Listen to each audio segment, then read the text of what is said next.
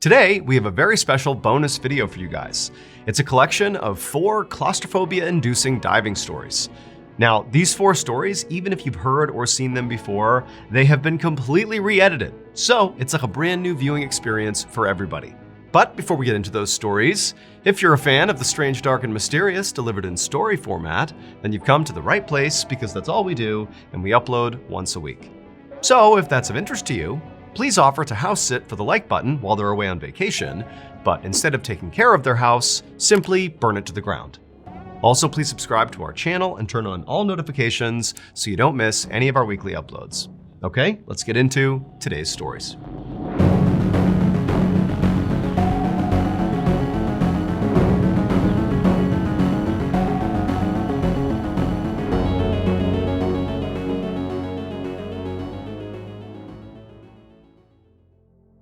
For any diver who can stomach the risks, Bushman's Hole is a world-class diving spot. It's located on a privately owned game farm in South Africa. In the middle of the farm's 11,000 acres sits this massive crater in the ground that from rim to rim is hundreds of feet wide. If you hike down the crater to the middle, there's this little tiny basin of water that almost looks like an oversized puddle.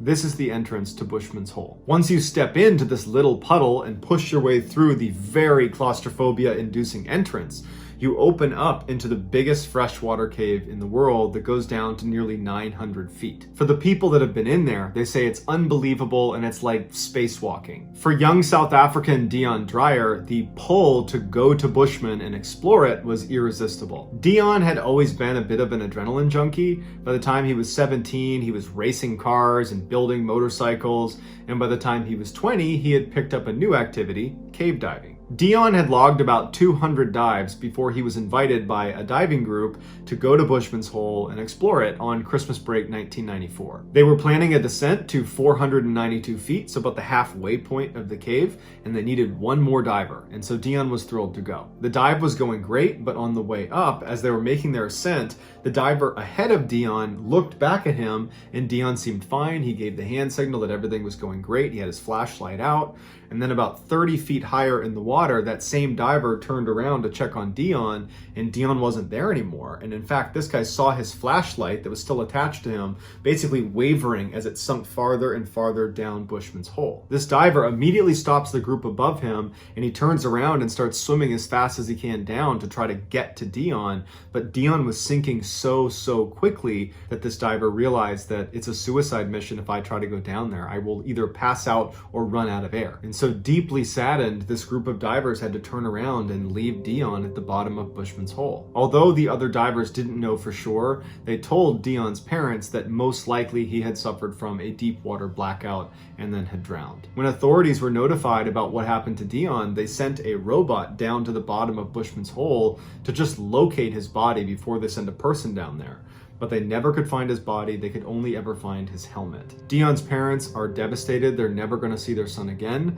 And since they don't have a body to bury, they decide to go down to Bushman's Hole and put a plaque up next to the entrance to commemorate their son. 10 years later, Dave Shaw, who was a 50-year-old extremely audacious cave diver, was passing the 800-foot mark inside of Bushman's Hole, becoming the 3rd person ever to reach this depth. Shaw touched down on the sloping bottom of the cave. He detached from the cave reel, took out his flashlight, and began swimming around the bottom. As he was scanning around, he looked about 50 feet to his left, and he saw something he immediately recognized. It was a human body. They were on their back with their arms stretched out towards the surface, and when Shaw went over to them, he immediately recognized that this is Dion Dreyer. Ever since Dion died inside of Bushman and had never been recovered, any diver that went in there was keeping their eye out in case they saw him. Shaw examines Dion to see if he's going to be able to be pulled to the surface, if he's solid enough to be pulled to the surface, and he can tell that his hands have skeletonized as well as his skull, although his mask is still placed directly on his skull. But his wetsuit and his tanks had kind of kept the rest of his body pretty tight,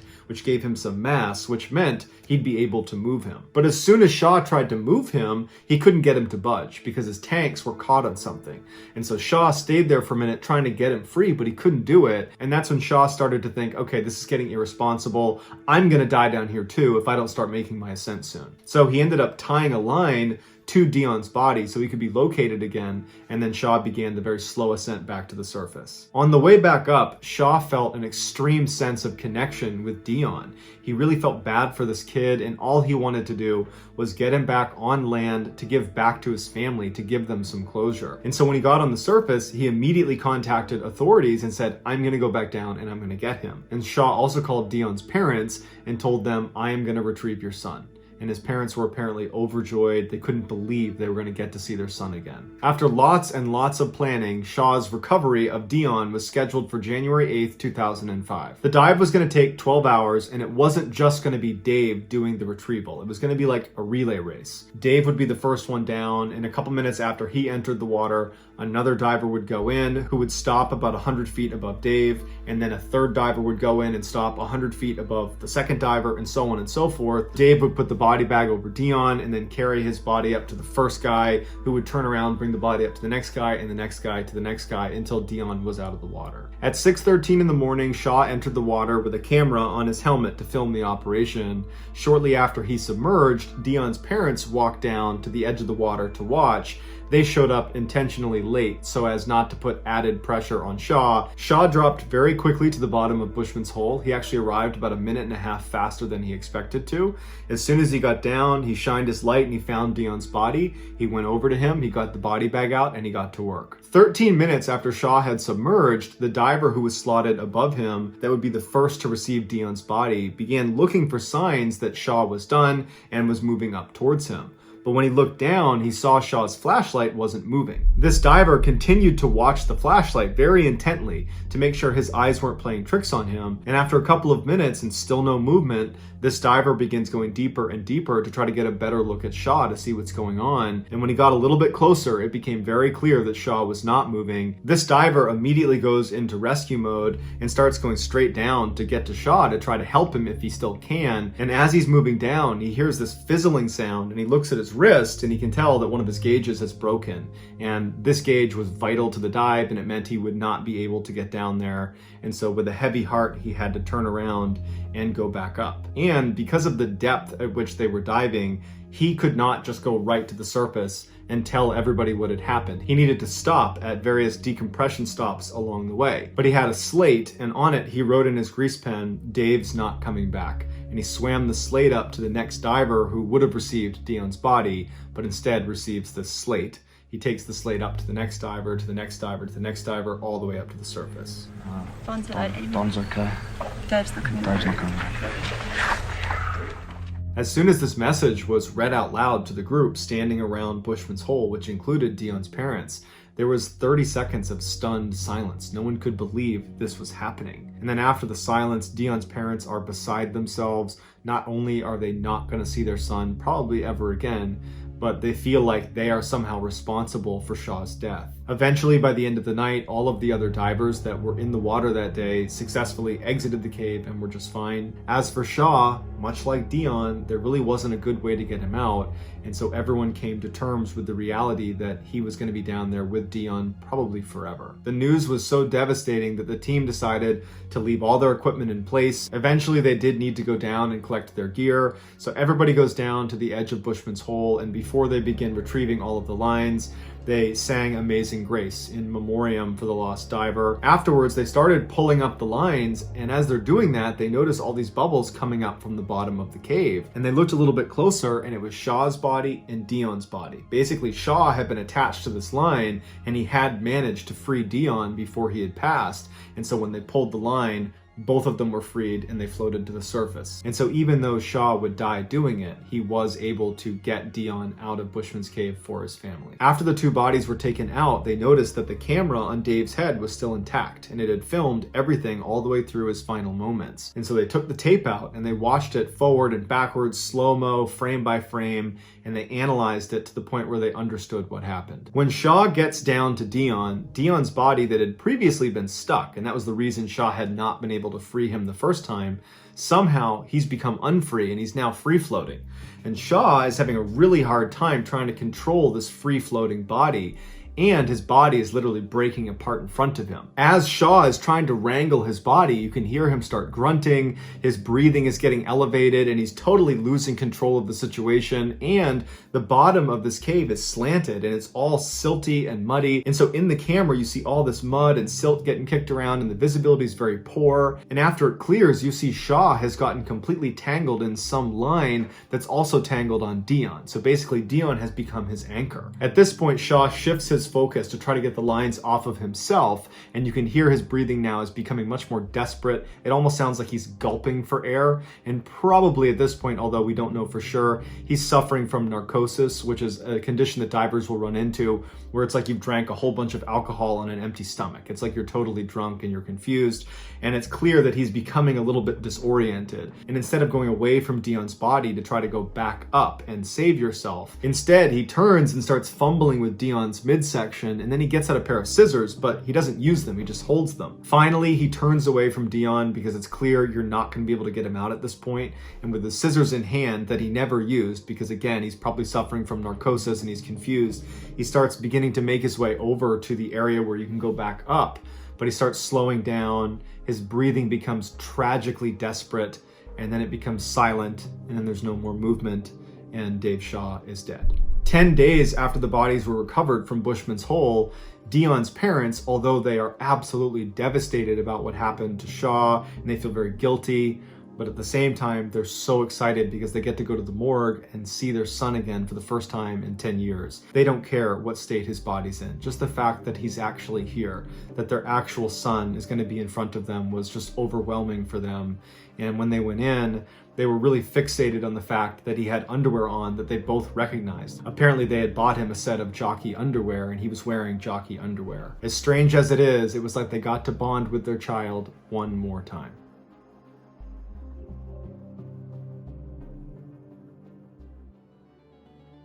As many of you may know, aside from telling stories on this YouTube channel, I also tell stories on my podcast, the Mr. Ballin Podcast, Strange, Dark, and Mysterious Stories.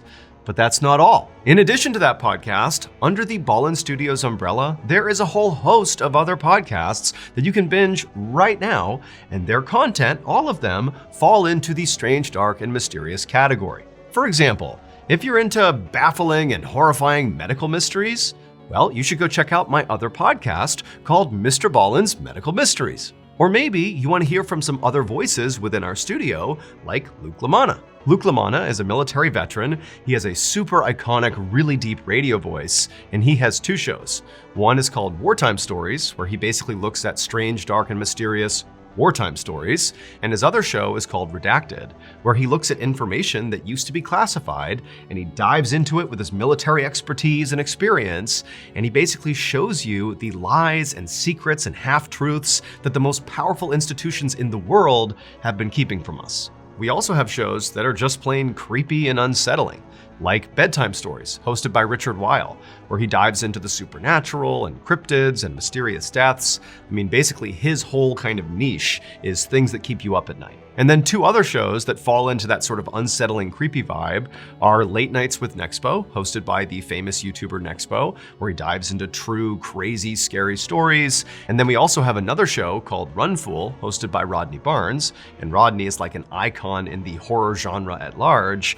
And on his show, he just dives into this wild, chilling lore, like horror lore. People love that show. Or if you're a history buff and you really want stories that are really rooted in the fabric of our timeline, I mean, stories that are truly historically accurate, but still strange, dark, and mysterious and crazy, well, check out A Twist of History, hosted by Joel. He's great voice. He's a very thorough host. Those stories all have really cool endings, big plot twists at the end.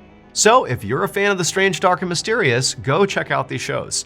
You can look for them either by name or simply by looking for Ballin Studios on any podcast platform. They are available right now. Enjoy.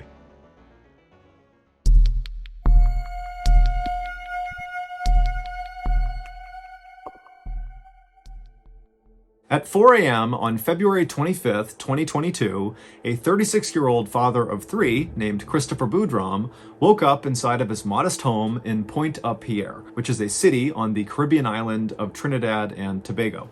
After quietly getting out of his bed so as not to wake up his wife, who was still asleep, Christopher walked into the other room and did his typical morning exercise routine, and then afterward, he made himself some breakfast in the kitchen, and by 5:30 a.m., he was out his front door, into his car, making the commute to work. Christopher was a professional scuba diver, and he had been for over 10 years. Commercial diving is a very broad field to work in, but generally it meant that Christopher was paid to do various tasks underwater, things like inspections or welding or just moving equipment around. For the last 8 months, Christopher had been fortunate enough to be working for a company that was located just 2 minutes drive from his house. It was an oil and gas company called Perea Fuel. And Christopher's duties at Perea Fuel centered primarily on the upkeep and maintenance of several of these underwater pipelines that Perea Fuel used to get the oil off of their ships and onto land where it could be processed. These underwater pipelines, of which Perea had at least 6, were basically U-shaped. They had these 2 vertical sections on either end that would jut out of the water. And then connecting these 2 vertical sections was a 1,200-foot long section of pipe that ran along the seabed at roughly 60 feet below the surface. And so one of these vertical sections was out at sea, so 1,200 feet off the coast, and ships would literally come by this opening to the pipe that was out of the water, and they would dump their oil into this opening. The oil would go down, it would shoot across this long horizontal section, and then go up the other vertical section much closer to shore, where workers could collect the oil and bring it onto land to be processed. So on this particular day in February of 2022, when Christopher arrived at Perea Fuel, he was not surprised at all to find out that he and his diving colleagues would be doing some maintenance on one of these underwater pipelines. However, there was something unique about the particular pipeline they'd be working on. It was called Berth number 6, and unlike the rest of Perea Fuel's underwater oil transport pipelines, this one had not been active since 2018. So for the past 4 years, it had just sat idle.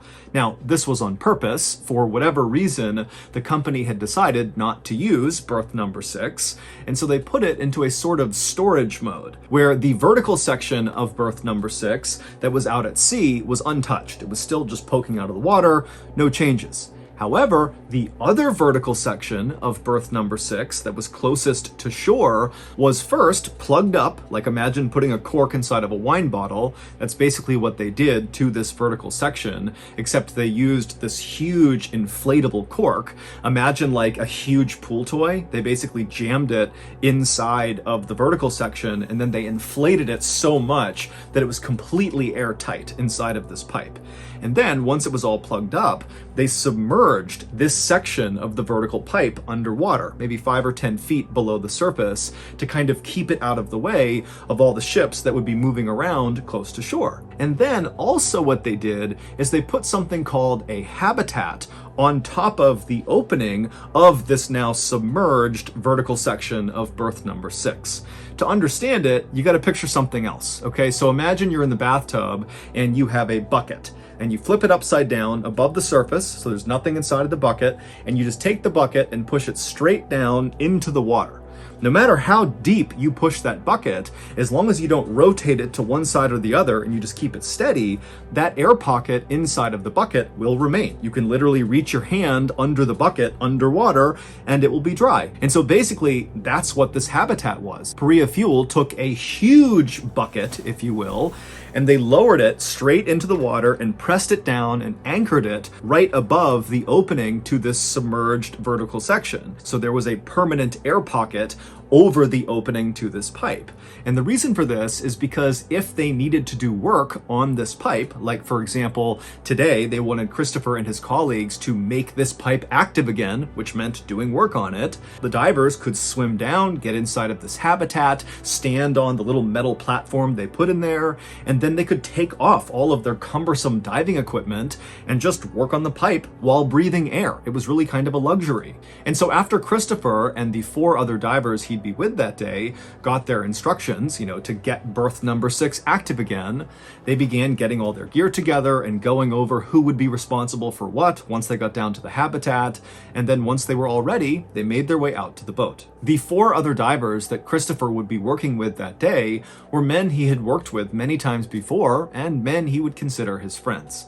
Their names were Kazim Ali Jr., Yusuf Henry, Faisal Kurban, and Rishi Nagasar.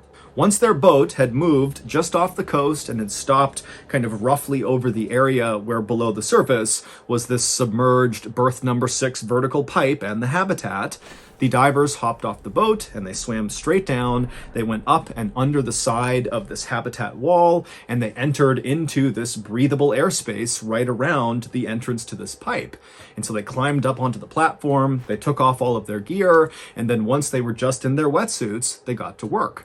Now, the job was relatively straightforward. They just needed to basically pull a lever inside of the pipe that would then deflate the big inflatable plug that had been set inside of this pipe to seal it.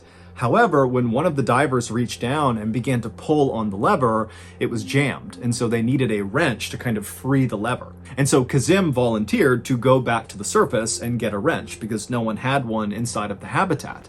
And so Kazim put his dive gear back on, he dove out from underneath this habitat, swam back to the surface, he talked to the folks on the boat, they handed him a wrench, and then he swam right back down, back inside of the habitat, and then once he poked himself back up, he handed the wrench up to the nearest diver. And that diver took the wrench, he turned back around to face the pipe, he reached down inside, and he began fiddling with the lever, and eventually he freed it. However, the second this lever was activated, something horrific happened inside of that space. We don't know exactly how this happened or what exactly could have been done to prevent it, but in short, the second that lever was activated, it began to deflate this big cork that had been plugging up this inactive pipeline for the past 4 years. And when that happened, it broke the seal, and suddenly all this low pressure air that was sitting in 1,200 feet of pipeline made contact with the extremely high pressure air that was inside of this habitat.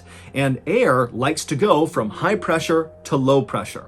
And so the second that seal was broken, the high pressure air in the habitat expanded down into the pipe. But this happened so quickly. It was almost instantaneous. It was almost like the pipe opening became the world's strongest vacuum, and it sucked everything inside of the habitat, all the air, all the equipment, all 5 men into the pipe, and it also began sucking in seawater. Basically everything was going in this pipe. And so these 5 men, they don't have their scuba gear on, went from just standing outside the pipe to feet first flying into this pipe with all of their heavy equipment all around them and there's seawater all over them. They're holding their breath, and so they get sucked down the vertical section, they turn the corner, and they get rocketed out to sea. They are on the 1,200 foot long section, the horizontal section, just blazing a trail.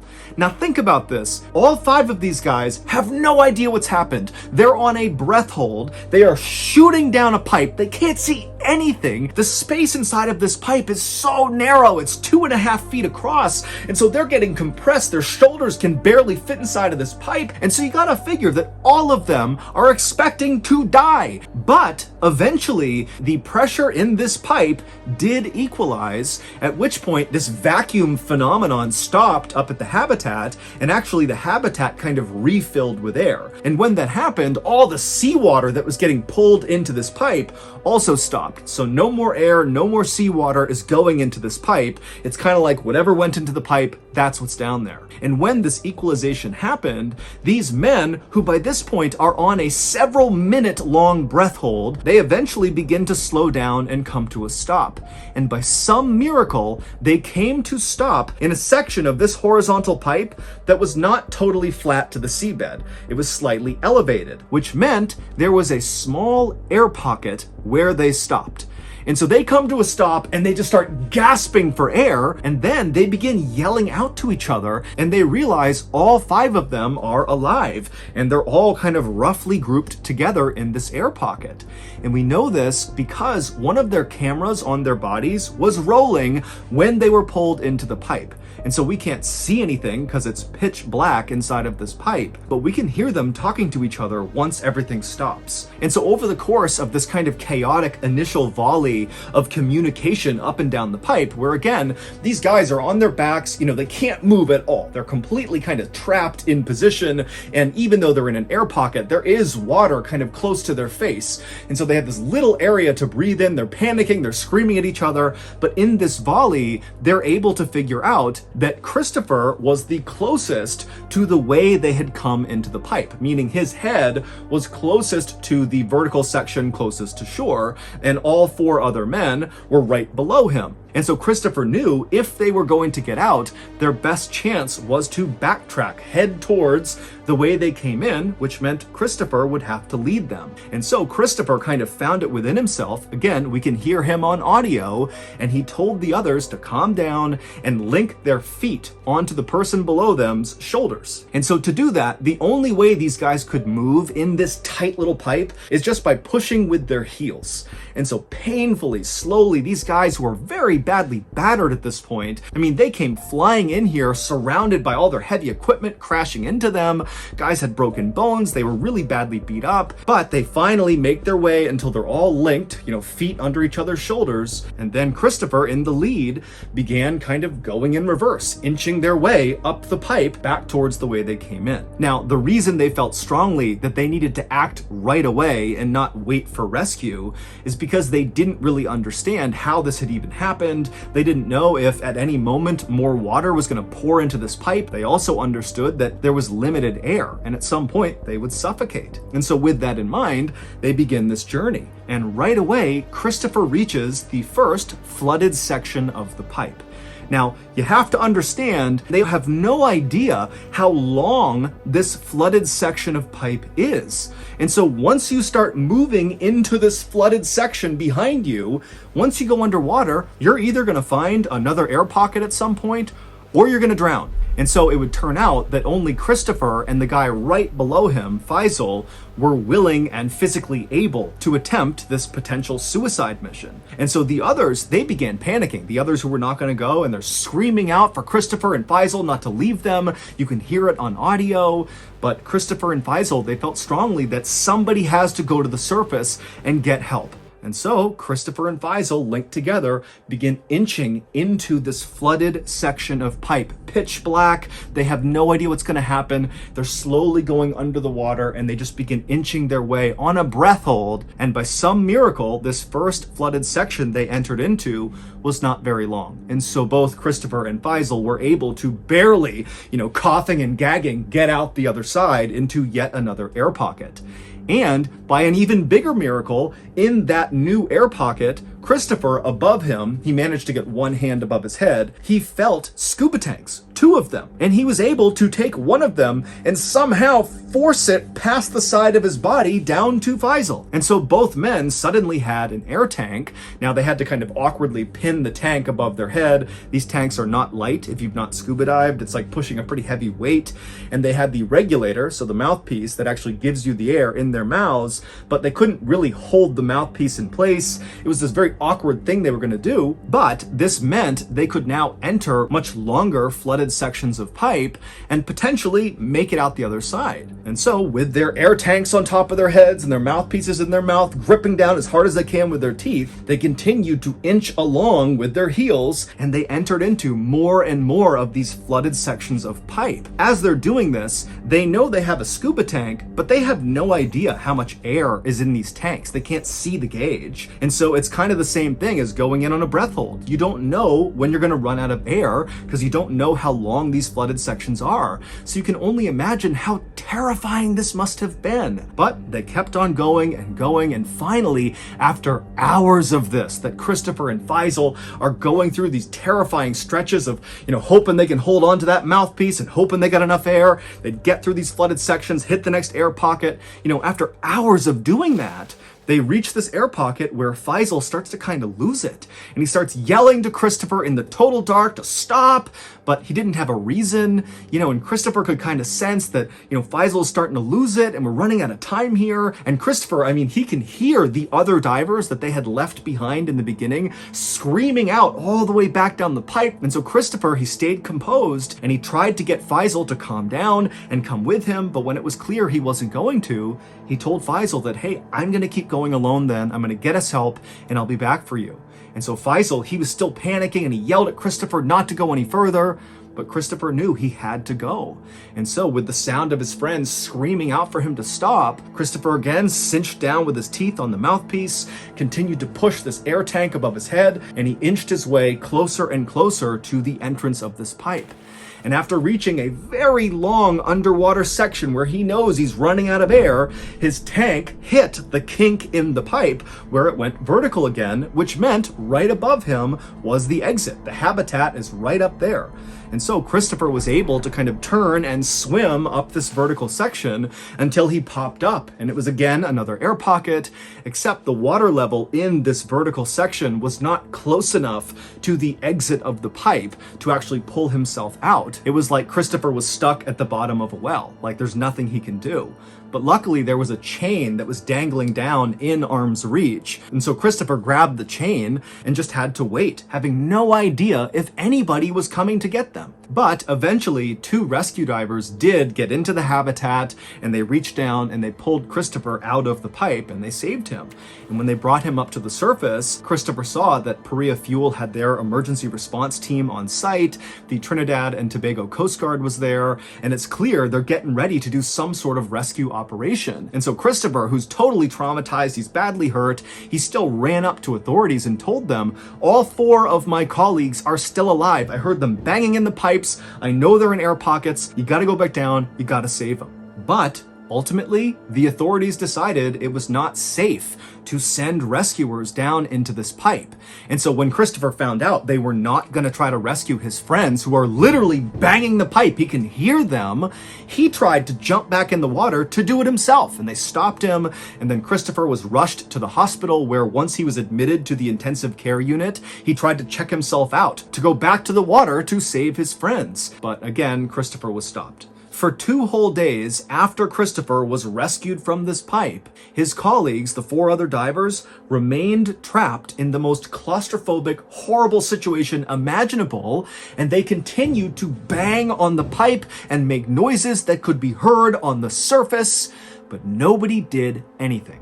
And so finally, on February 27th, the noises stopped inside of the pipe, because all of the men died. They either died of suffocation because they ran out of air in the pipe, or they died from one of their injuries, or they attempted to do one of those long underwater sections of pipe on a breath hold because they didn't have scuba tanks, and they drowned. On February 28th, 3 of the divers' bodies were recovered, and the final body, the 4th diver, was recovered on March 3rd. It's unclear why Christopher and the other divers did not do something to equalize the pressure inside of the habitat and inside of this pipe before undoing the plug, because this vacuum effect, which is known as delta P, is actually easy to anticipate and relatively easy to prevent. But the investigation into exactly what happened and who is to blame is still ongoing. However, the only survivor, Christopher, and many other people who are following this case, they believe the 4 deaths are directly attributable to Perea Fuel, who were primarily responsible for not allowing a rescue operation to happen in those first 2 days, where you could clearly hear the sounds of these divers banging on the pipe. And so to finish this story, I'm going to show you the final footage taken by one of the divers, Kazim, who was the one who got the wrench and brought it back inside the habitat, handed it off, and then that wrench was used to push the lever, which created the vacuum. You'll see in this video that it looks like nothing is going on, and Kazim is just inside of this habitat and all the divers are fine, and then it's like his camera just turns black. What's happening there is he was pulled so quickly into the pipe that it looks like it was a cut of the camera, when in reality, that's just how fast everything inside of that habitat was pulled into the pipe. This video is highly distressing. Viewer discretion is advised.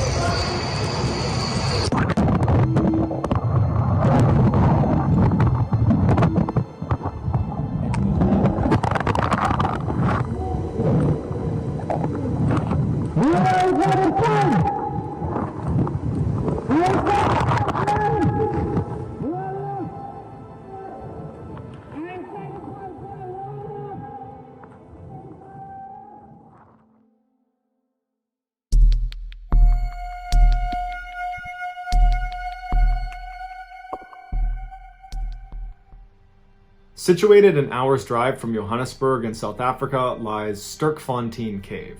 The cave is famous for the fossils that have been found there and also for its underground lake, whose walls look like Swiss cheese. There's all these tunnels that spider all over the place. Many of them are unexplored, and no one knows how deep the cave actually goes. In 1984, cave diver Peter Verhussel, along with two of his friends, decided they wanted to explore these passageways in the lake, and specifically they wanted to check out a chamber called Milner Hall, which was fairly far down in the lake. There was a guideline that was anchored from the surface of the lake all the way down into the different sections that had been explored, and this was so cave divers could hold on to it and make their way through without getting lost. Not that I've ever been cave diving, but from what I've read, there is one golden rule. You never let go of the guideline. And if you do, it better be extremely well planned, and you should do it with other divers present. Peter was a notorious risk taker and was the least experienced cave diver of the three. When they entered the lake, they were all holding the guideline, and Peter was the third back. And so they began descending down into the lake,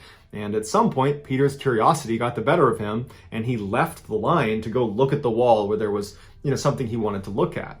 And luckily, the other two divers noticed it, they saw him, and they swam over and got him and brought him back to the guideline. And even though you can't communicate underwater, I'm sure they looked at him like, come on, don't do that.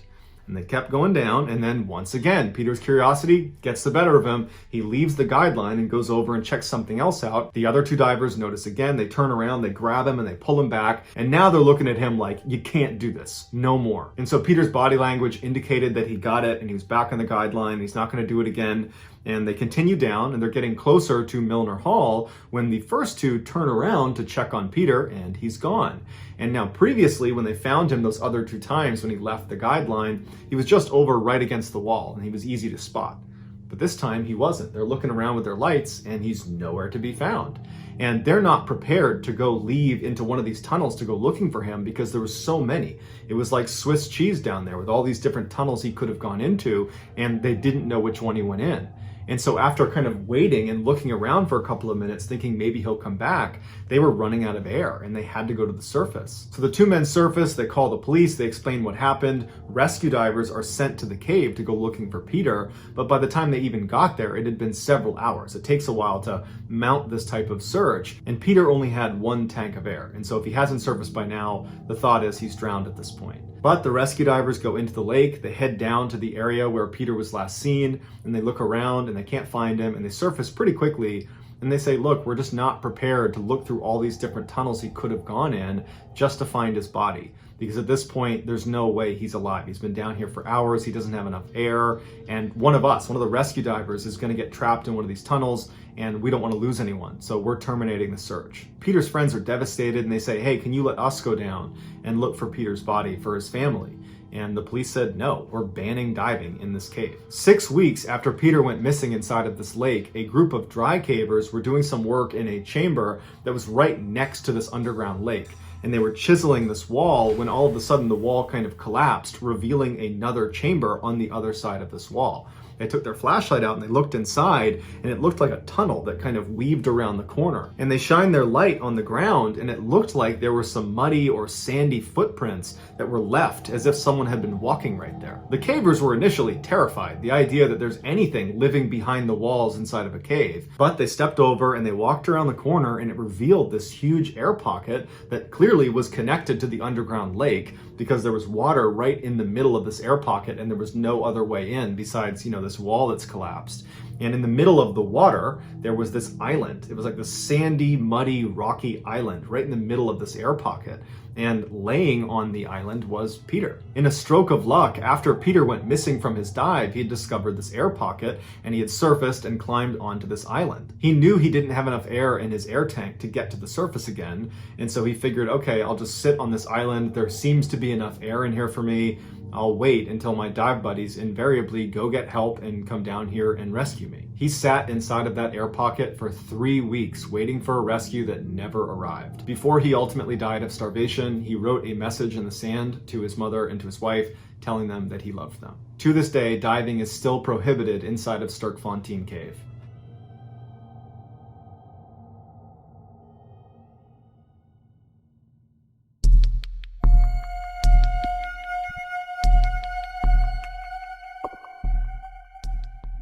In 1938, a farmer in southeastern Australia decided to bring his horses to a watering hole on the other side of his large property.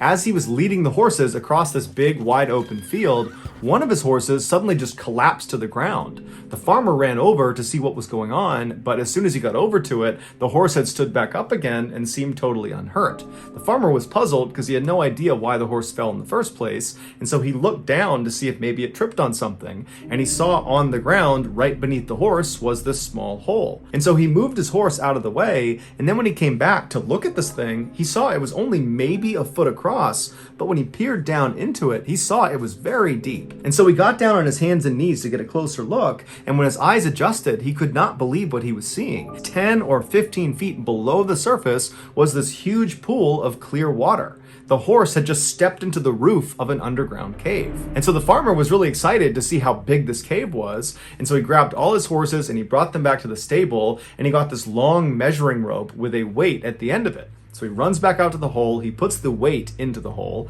and he begins paying out this rope. And so down it goes, 10 feet, 20 feet, 30 feet, it just keeps on going and going until finally the weight hits solid land at 120 feet. And so the farmer is like, wow, this is a huge cave. So he pulls it back up thinking that's the bottom, but in reality it wasn't. It actually extended down almost 300 additional feet. The farmer and his horse had just accidentally found one of the most beautiful and deadly freshwater caves in the world, called the Shaft. The reason it's called the Shaft is because the only way in or out of this underwater cave is through this hole in the middle of this field that this horse created, and it's literally a shaft that goes down 18 feet until it reaches the surface of this massive underground body of water. The opening to this shaft is so narrow that cave divers, they can't get into it with their gear on their backs. So they literally need to be lowered into this cave by themselves, and then their gear is lowered down after them, and they put it on while they're treading water. The solid ground that the farmer's weighted line had touched at 120 feet when he believed he had reached the bottom of the cave, what he had actually touched was the top of something called the rock pile. The rock pile is basically this huge underwater pyramid that looks like a rock pile that sits at the bottom in the middle of this huge underwater cave. And from the top of this rock pile, you can go down it in all different directions, but once you get to the bottom, there's only two tunnels to choose from.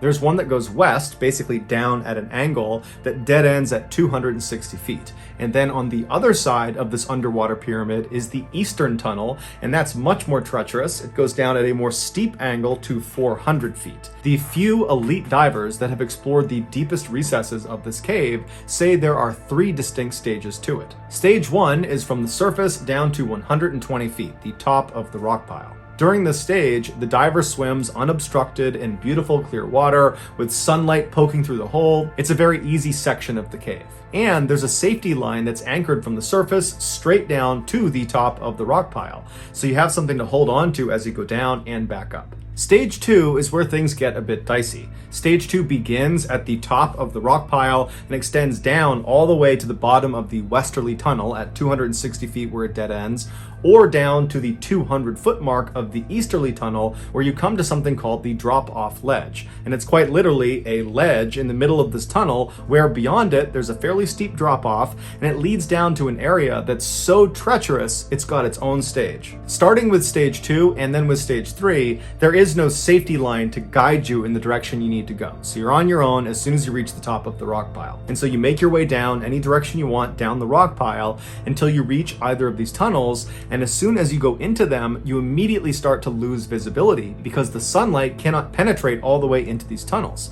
And so the diver becomes increasingly reliant on their flashlight. As such, they have to be very careful as they navigate down stage 2 to not bump into the walls, because doing so will knock the limestone silt off of the walls. It will create a cloud of it in their face. It will blind them. It's like being in fog where a flashlight can't push through it. And so the diver has to either wait for the silt to clear, which could take a very long time, or they have to swim blind. Also, anyone entering stage 2 and stage 3, they can't breathe regular air out of their tanks. There's too much nitrogen in regular air. The deeper you dive, the more nitrogen your body will absorb, and if you have too much nitrogen in your system, it can give you something called nitrogen narcosis, which is like being really drunk. And in extreme cases, people have been known to take their mouthpiece out and inhale water, believing they're on the surface, or they'll confuse the direction up with the direction down, and to get to the surface, they will will swim straight down until it's too late and they can't get back up again. And so divers that are going to be in stage 2 or stage 3 of this cave will breathe a special mix of gases that are low in nitrogen. The final stage of the shaft, stage 3, is just from the 200-foot mark of the easterly cave, so that drop-off ledge, all the way down to the bottom at 400 feet. This stage is unbelievably dangerous. As soon as you drop off that ledge, all the sunlight goes away. It is pitch black, and the tunnel narrows considerably and stays incredibly narrow. In fact, many times divers have to squeeze themselves past sections where the rocks are too close together. And so because you're inherently bumping into the walls all through stage 3, you're pretty much guaranteed to be silted out the entire time. At this depth, nitrogen narcosis is virtually guaranteed, even if you're breathing a special low nitrogen mix of gases. And so divers need to be ready to abort the dive at any moment if they feel symptoms coming on. Once the diver has turned around and is making their return trip, but they're still in the 3rd stage section of the cave, they need to be careful of false domes. These are offshoots on the ceiling only in this 3rd stage that look like the way out. And especially when things are silted out and it's dark, you're low on oxygen, you might be panicking, it'd be very easy to confuse these with the way out. But in fact, these false domes are exactly what their name implies. They are false, they are dead ends, they go nowhere. Stage 3 is reserved exclusively for extremely experienced cave divers who get special permission. In 1973, 8 divers got permission to dive the 1st and 2nd stages of the shaft cave. They did not get permission to dive the 3rd stage of the cave. On May 28th of that year, the 8 divers arrived in that big open field near the cave opening and began prepping their gear. Their plan was to dive down all the way to the edge of the drop-off ledge, so looking into the 3rd stage, and then once they got there, look around for a minute and then turn around and head back up to the surface.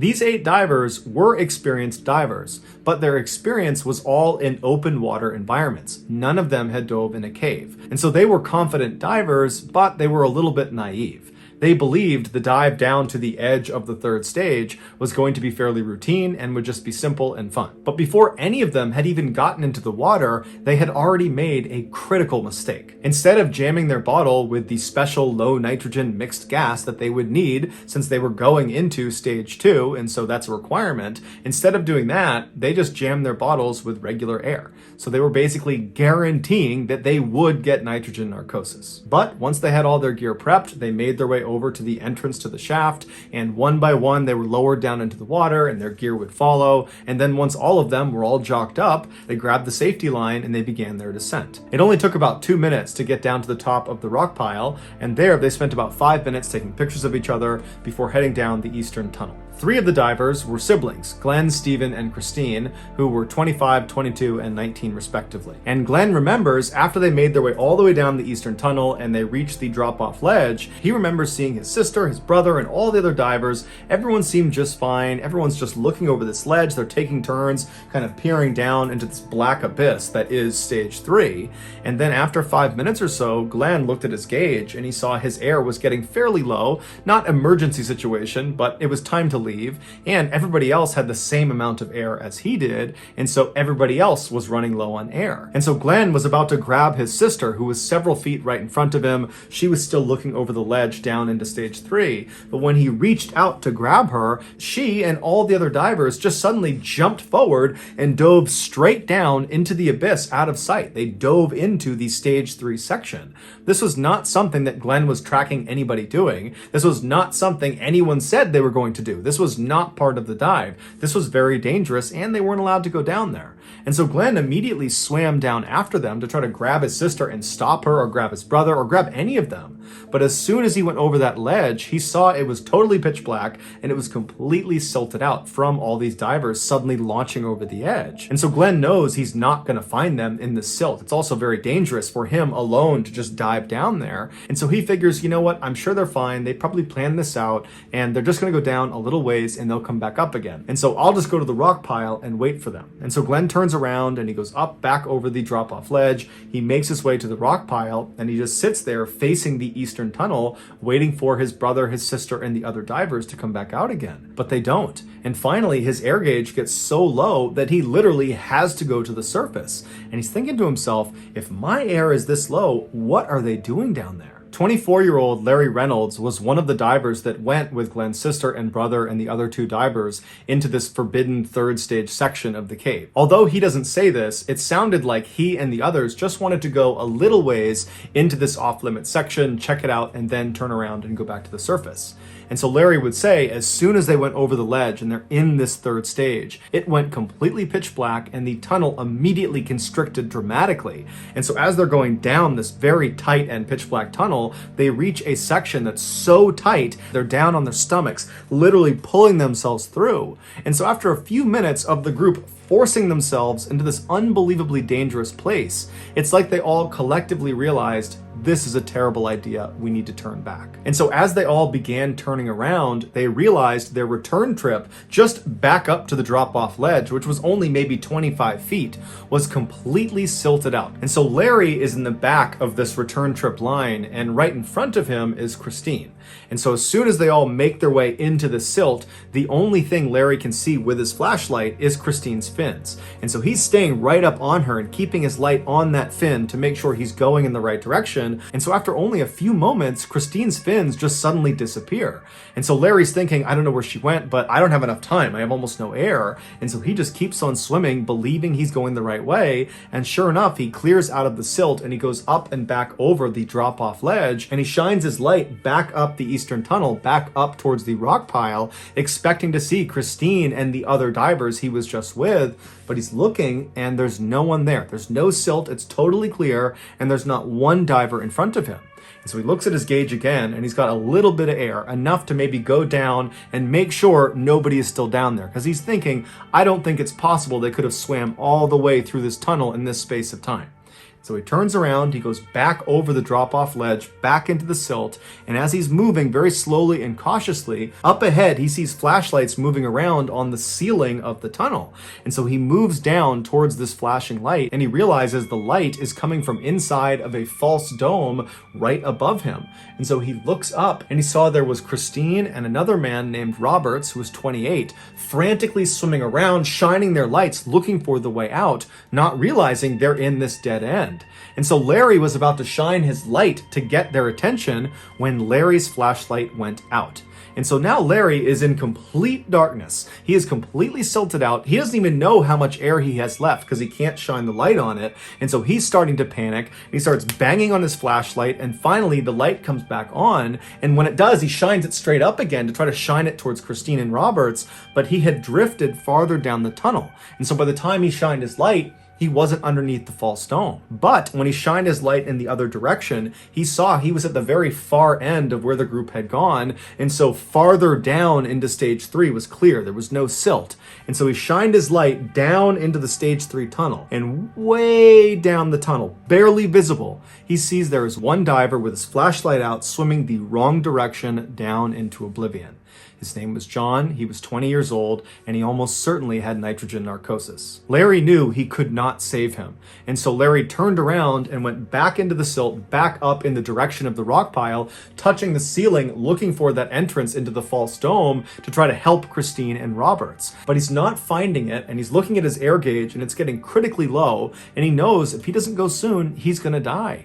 And so at some point, after not finding the entrance to this false dome, he decides he just has to go out and save himself. And so he manages to get out of the silt. He goes up and over the drop-off ledge. He gets to the rock pile. He grabs the safety line and he fins himself up to the surface. And when he gets to the surface, he looks around and there's only 3 other divers up there, one of which is Glenn. And Glenn, he looks visibly panicked and he yells to Larry, "Hey, have you seen my brother and my sister? Have you seen the others? Are they coming up after you?" And Larry looks at him and just shakes his head. He didn't know what to say. He knew they were gone. But for Glenn, this was his baby brother, his baby sister. He had to go back down. And so with the little bit of air he had left, he put his mouthpiece in, he turned around and he dove straight down as fast as he could, staring towards the opening of the eastern tunnel, praying that his family members, that his friends are going to come out of there. But as he's swimming down and he's running out of air, no one was coming out of that tunnel. And so finally, when his air was basically empty, he had to turn around, and on that return trip back to the surface, he realized his siblings and his 2 friends were gone. It would take 11 months and 11 days to finally locate and recover all 4 of the bodies inside of the cave. John, the 20-year-old who Larry saw swimming in the wrong direction, was found fairly far down the eastern tunnel, laying on a rocky outcropping. Glenn's 22-year-old brother Stephen was found just 50 feet from the entrance of the shaft, but it's believed he died at a much lower depth and then floated up to that position. Glenn's 19-year-old sister Christine and the 28-year-old man Roberts that she was with inside of the false dome were found embracing each other just under the false dome inside of the tunnel.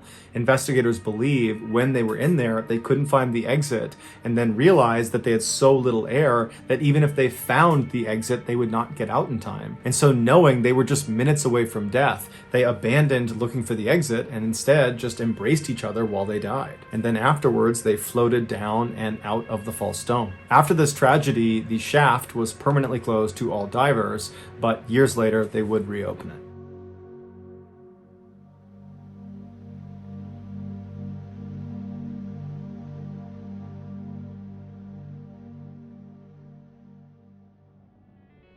In case you haven't heard yet, our newest graphic novel, Mr. Ballin Presents Where Nightmares Live, is available for pre-order right now. It contains another 9 heart-stopping, strange, dark, and mysterious stories, all based on real events. This was a passion project. It took a lot of time, a lot of people involved, from the artwork to the storytelling. I mean, this is a beautiful piece to add to your collection, so you gotta check it out. The book comes out on September 30th, but again, you can pre-order your copy at book.ballinstudios.com, or you can click the link in the description below. There are a limited number of hand-signed copies available, but those are gonna sell out very quickly. So please pre-order today, because remember, your nightmares are waiting. Thank you so much for watching. Let me know what you thought of today's episode in the comments. And remember, we have hundreds of videos for you to binge right now. But if you're looking for a recommendation from me of that one video that's worth your time, well, it's this one right here. So give it a watch. All right, until next time, see ya.